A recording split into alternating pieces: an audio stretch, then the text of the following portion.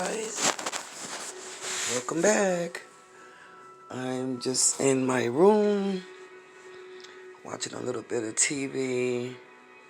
I don't want to put the title on there, the name of the channel I'm watching. I don't know if I'm going to get copyrighted for it or whatever. But as I was saying earlier in the video, was I wrong? At the end of the video, was I wrong? Was my girlfriend wrong when she slept with my boyfriend? Yes. Was I wrong when I slept with my boyfriend who I was with for 14 years, who passed away? In a sense of speaking, I want to say yes, and then I want to say no. Because the relationship that let's just not even call it a relationship. This lady had a daughter by him, and they were really not like, they was not really a couple. They was just together because of the daughter, that she could see from him. She's a grown lady now with children, and he conceived children, a child with her, and so he stayed in the house with them because he was that man of character that loved his children and took very good care of his kids. He had three daughters, and the lady that he was living with, the daughter was the youngest, and then there were two other daughters, and there were twin boys. One of them passed away. God rest his soul. He's been gone for a very long time as well. I really miss him. I really, really miss him. He was a really good man. But was I right to sleep with him, although he was living with somebody else? No, I wasn't. Right. I wasn't right. I wasn't right at all to sleep with him. You know what I'm saying? But he cared for me. Well, he loved me. I cared for him. I'm not going to say that I was in love with him. I'm going to say that I was in like with him. I admired him. I liked him a lot. So that's what I mean by, you have to be careful, because my girlfriend, my friend, I keep saying girlfriend, my friend, my acquaintance, associate, whom I knew over 30-something years, who I thought was my rada-da, my rada-rada-rada-da, I never thought in a million years that she would do what she did to me when she slept with him. Okay, we was all here at my house one year, and this was some years ago. We was all here. That's when my mother was living. And my mom always used to come over my house and love to be over here. We have a good time, y'all. We drink, we party, we sing, we dance. We just have a good time. So my associate came over, who I knew for over 30 years, who I thought was my rada-da, my homie, my best friend, my pal. She came over, and she was already a little tipsy when she got here. But when she got here, because my mom used to drink Hog Head. We used to call it the Hog Head, Gordon's Gin. We had Hog Head, we had, wine, we had beer, just having a good time playing cards, just laughing and dancing and listening to the music. And my associate got drunk, the one that I was used to hang out with for over 30-something years. She was already ripped when she got here. Now, she used to always speak about how good he was to me and my children. I never played it as, paid attention to the red flag of it all. But she used to always say, girl, you better hold on to that man, because that man is a good man. Although he was living with someone else because of the child that the lady had by him. This is not pertaining to the married man. This is the man who was in my life for 14 years before I met the married man. So I hope you guys follow me so far. And she used to always say, my acquaintance used to always say, girl, you better hold on to that man. That man is good to you. He do for you and your kids. He give you anything you want, and this, that, and the other. Girl, I wish I could find me somebody like that, and da-da-da. It was just always, something, pertaining to him all the time she would say about him. And so she came over, and she was already, a little lit before she got here. But when she got here, because of all the booze and on the stuff on the table, she got even litter. She just, if that's a word, she got even higher.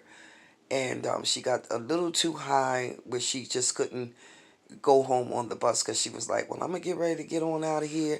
I don't want to stay too late because it's getting late, and I don't want to be here too late, and I'm a little bit drunk. No, she wasn't a little bit drunk. She was intoxicated drunk. By her, me knowing her over 30 something years, I was not going to let her walk out my door like that. So I told her, I said, well, listen, you could go upstairs and you can, lay across my daughter Chrissy's bed. That's where my daughter was living here when she was younger, before she got married and had children. Go across, you can go up there and lay across Chrissy bed. If you can't make it home, you can sleep in Chrissy bed. Let me put a bucket in it because I don't want you vomiting all over my baby's bed and on her floor and stuff, on her rug. She was like, no, I'm going to get ready to go home. I said, because Chrissy could sleep in the bed with me, my daughter. No, I'm going to get ready to go head on home, and stumbling, staggering, and all that stuff. So he had just came over, my friend, the one I was with for 14 years, the one that was living with somebody who had a daughter by him, but it wasn't considered a relationship. It was just, it basically turned out to be a one night affair, but then the lady wound up with the child behind him, and he moved with her, and being the man he is, he took care of his children and this, that, and the other. Anyway, I don't want to go too far back into details.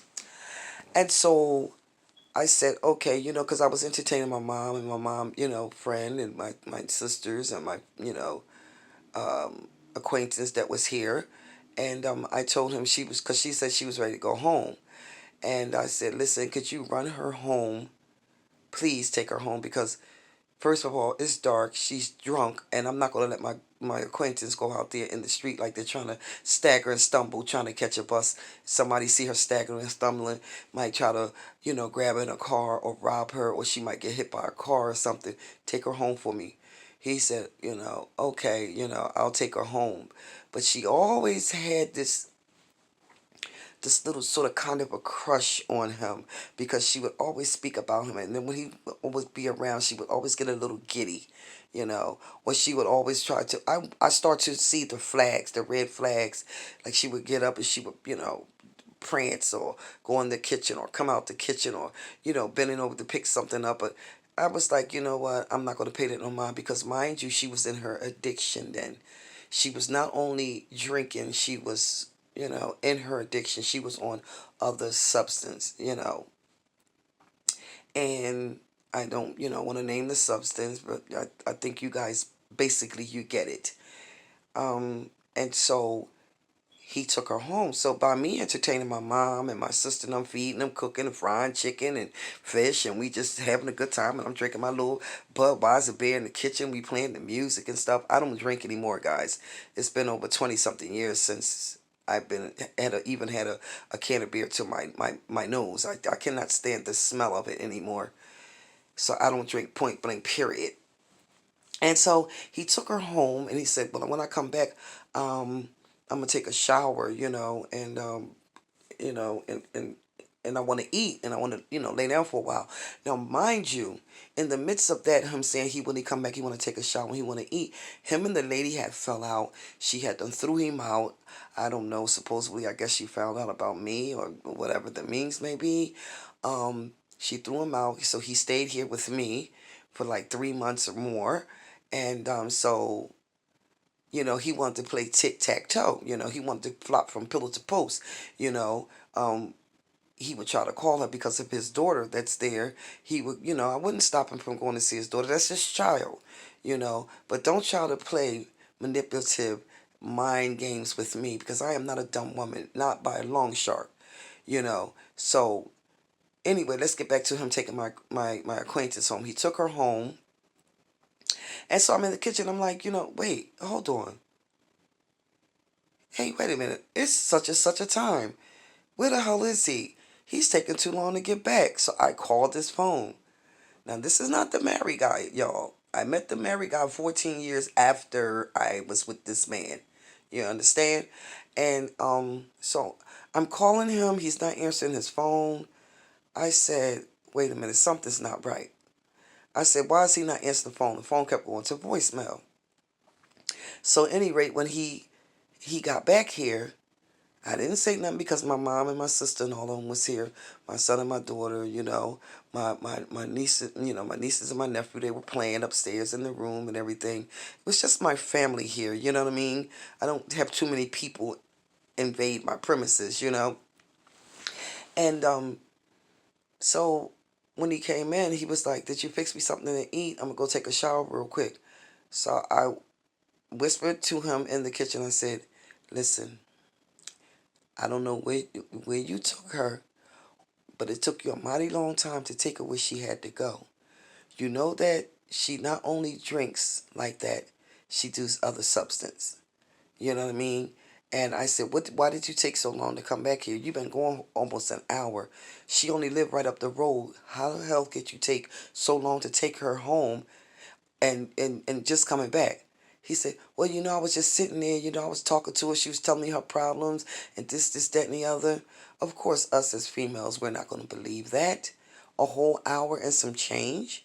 She talked to you about her problems, her situation. No, what she wanted was she wanted you to give her some money so that she can go and buy the other substance to make her, even higher. So I assume that because she was in her addiction, she did what she had to do to get that money to be able to get what she wanted. So, it started to get late. He ate his food. He came upstairs. He took a shower. He laid across the bed and he fell off to sleep. So I cleaned up and I threw it, everything. Seen my mom and everybody off. They left and I, told them I love them and y'all had a good time. They said they had a good time and that was that. So I came upstairs after cleaning up everything. My children, they went to bed and everything. I put them, to bed. They went to bed. And I went and took my shower and I came in the room and I got in my bed and he fell off to sleep or he pretended to be asleep. So I tapped him. I said to him, Buck, I'm going to say his name. Wake up. This is not the married man.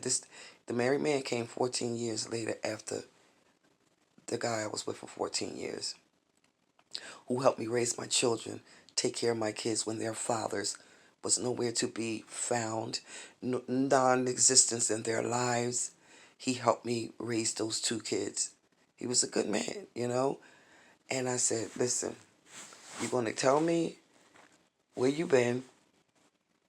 I know I asked you to take her home, but you was going for an hour and some change. I told you she was sitting in the car and she was talking about this, that, and the other and her problems and da-da-da-da-da-da.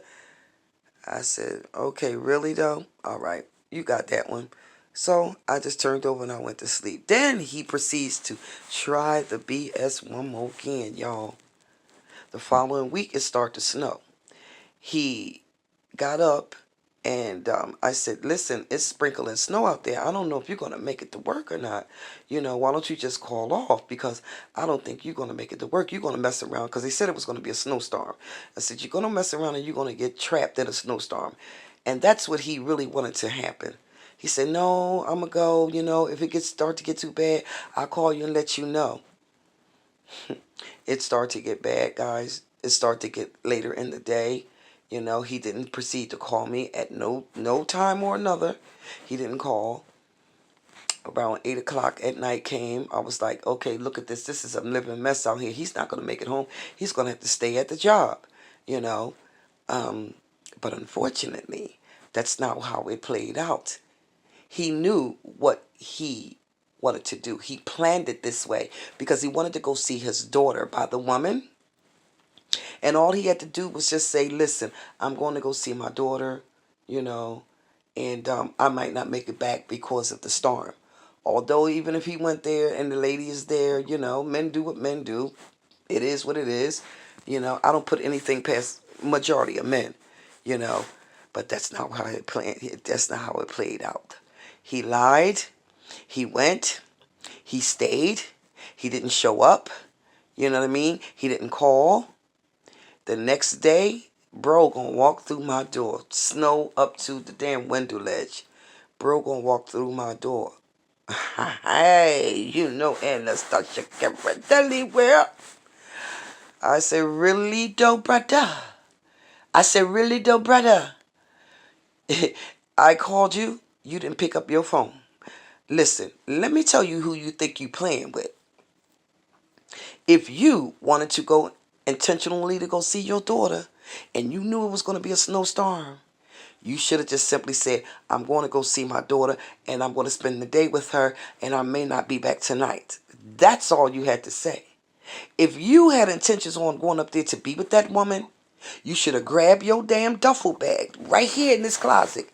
Your black and yellow duffel bag, and you should have grabbed it and you should have carried that ass right on up there with your daughter and that woman. But what you're not going to do, my brother, you're not going to walk in my house under no circumstance the next day and think that I'm going to sit here and believe your belligerent lies. I'm not going to believe that. So I'm going to tell you what I'm going to do for you. I'm going to make it better for you. This is what I need you to do. I need you to go upstairs, get your bag, take your bag, take it outside, put it in your car, get the HELL away from me, and never to return. Because this is not what you're going to do here. See, Anastasia Garadelli's world is the type of B, I don't like the word, that I don't tolerate a man's mess. I don't tolerate it. Now, how I got twisted and wind up with the married man came later, a couple of years later. Like, I was with this gentleman for 14 years, the one that helped me raise my children. The married man came in maybe 3 years after that because I was working at the daycare. I was a preschool teacher. And that's how I met the married man. Didn't have any kind of interest in him whatsoever, guys. But I wound up with him. You know what I mean? Vulnerable, lonely, gullible, or whatever the means may be. Now, at this point, I had done broke up with the man over 14 years because he lied to me. He wanted to be with her. He wanted to go with his daughter.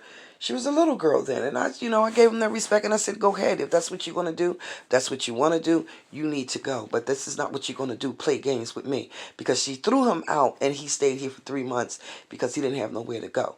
The man was good to me. He helped me take care of my children. Anything my kids needed, he was there to provide for me as well as he was there to provide for his daughter. So I could not take that away from him. I would never dare ever try to take that away from him. But see, he wanted to do tic-tac-toe. He wanted to tick for a tack. But he wound up with his own toe in his mouth. You get me? So I said, you can go ahead. You can get your stuff and you can go ahead back up there and be a family to that girl. Because this is not the game I play here. So when I tell you jealousy, when I speak of jealousy, my supposedly acquaintance, associate, whom I knew over 30 years or more, had that jealousy in her. And she did what she did with him to spite me, out of spite for me, to hurt me. But years later, when I questioned her, you know, over and over and over again until I totally got it out of her. And she said, I need to tell you something. Years later now, the man is gone, dead, deceased, buried, disintegrated, and everything else. Years later, she says, I need to tell you something. I said, this is hindering me. It's been troubling me for years. And all I want is the truth from you. The truth will set you free. I said, did you sleep with him? All I need to know, did you sleep with him? Because if you don't tell me the truth, I think this is where our friendship is going to fall apart. Mind you, it had fell apart that night when he took you home. I felt something within that you did. She said, I'm going to tell you what happened. She wanted the substance, the other stuff. She said, I didn't have intercourse with him, but I did do the, downstairs thing on him. And I said, I knew you did something because I seen the guilt written all over his face when he walked in my door. And I said, you know that I do not play these manipulative mind games with no man. But again, how I got scrambled up with the married man, I guess because I was in love and I was lonely and I was gullible and I wanted to get back hurting the 14-year relationship with this man because he hurt me. You get me? And so she said, I was jealous of your relationship with him and I was going to do any and everything I could. I was going to take it further than that because he asked me to. And I said, well, I'm going to tell you this. You tell me you did not do that with him. You said you went the other way. You went downstairs on him. I said, but I'm going to tell you this. You did more than you telling me what you did. But I'm going to forgive you for it because you have a sickness. You have a sickness. I said, but you know what? I love you, and I love you enough to let your acquaintance go. You need to go get help. You need to go to get yourself cleaned. Yeah, I said, because you cannot go around doing this and violating other people's relationships. Now, was I wrong?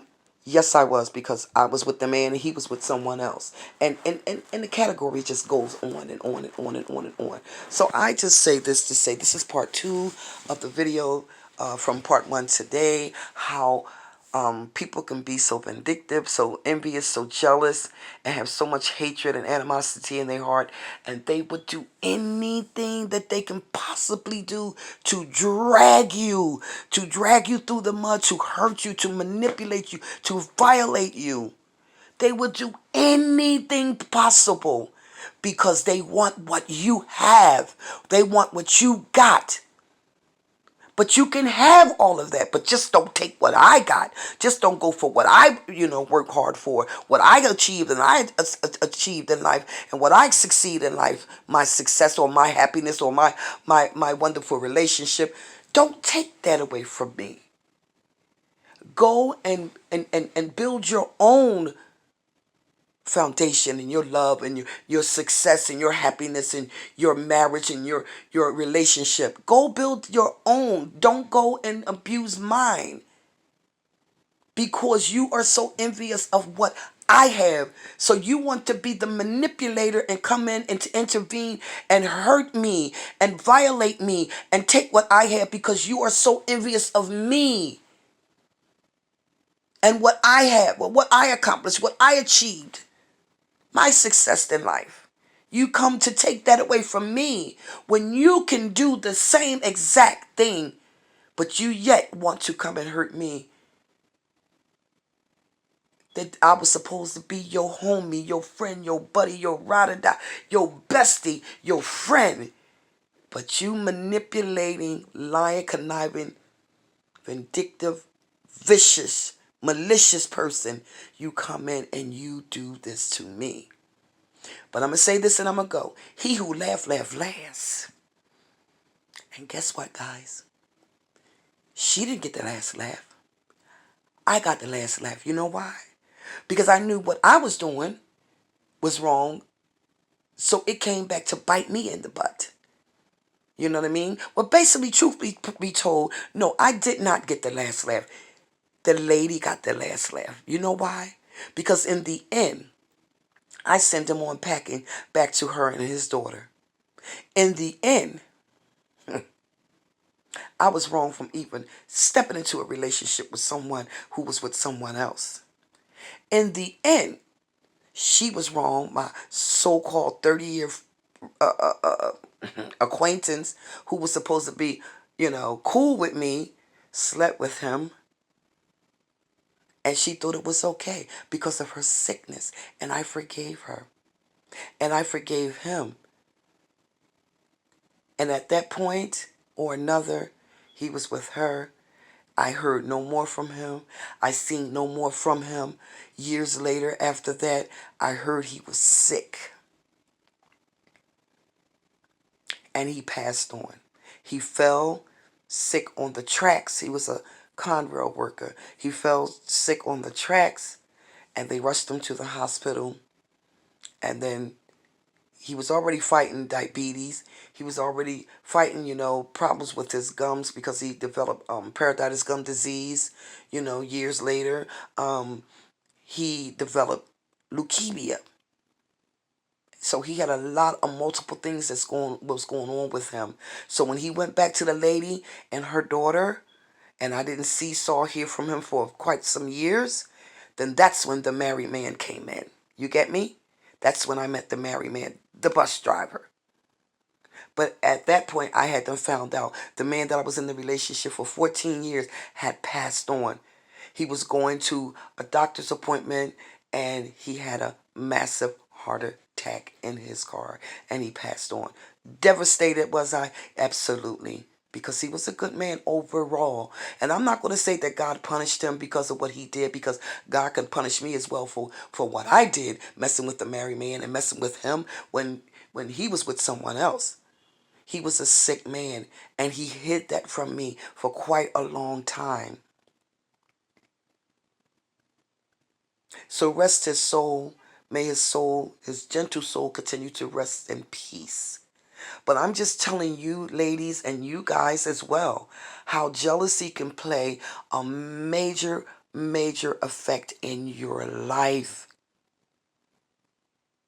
How people can envy you so bad that they would just try to do anything that's possible to drag you through the mud. They would make all the conniving accusations about you and lie and put stuff on you that is not so. And this is where I'm going with the situation with Adrian Slade Variety slash Eureka slash Nikki. She's a manipulator. She's a violator. And she's very envious and she's very, very jealous. So she's going to do everything in her means to do what, she thinks that's possible to drag not only her sister, her other siblings, men that she's met, acquaintance, whatever. If you step on her toes, she's going to try to find any means to step on your toes, back on your toes, to violate you, manipulate you in any way she can. So on that note, guys, please always be mindful, cautious, and careful of how you perceive people as your ride or die, your homie, your best friend, your pal. Because at the end of the day, somebody somewhere somehow is going to have it out for you.